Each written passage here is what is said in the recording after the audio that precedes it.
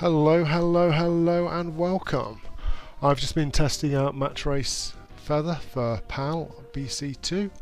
I thought I'd share with people, anybody who wants to know, what I found and how I found to be the most successful way of doing it for me at the moment.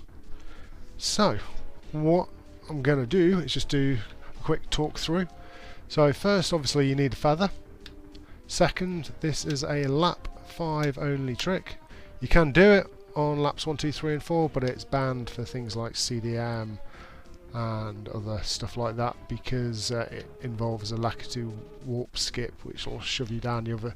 It won't just give you the lap, it will also put you down on the other side, so it's similar to how Rainbow Road Feather works, so it's a lap 5 thing. So I've set it up, ready to go.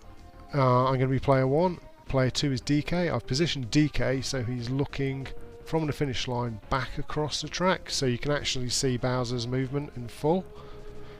And I've got a little map here with some instructions of what I do. So I'm going to drive basically up to that white arrow, right on the very tip of it. I'm going to hop and hold left. While I'm in the air, I'm going to switch from holding left. I'm going to keep the R button held down, but I'm going to switch and start holding right. So I do an arcing turn until just before the wall. I'm going to use the feather, and all this time I'm going to still be holding right, and hopefully what I should do is that feather should arc me behind the finish line and then back in front of the finish line. So this is one thing which some people think, that position 3 where you launch the feather has to be behind the finish line and that you feather back in front of the finish line. That's not true. You can feather quite a few, probably about 5 cart widths in front of the finish line, and the arc of the feather will arc you behind the finish line and then cross you back over it. And you can see in the picture that the finish line actually extends out quite a way across into the lava, good halfway across. So let's see if I can do it. So drive up to that white arrow, hop to the left, keep R held down, and mid-air I'll start holding right. I'll hold right the entire way through from then on. At point 3 I'll use the feather. I'm still holding right, and that's going to arc me around. So this is PAL and it's match race. These timings probably won't work in other modes. So the key is the position of the first hop. Right at the end of that arrow. Boom. So you want to make your first hop right at the end, or maybe a tiny little fraction after the end of that arrow.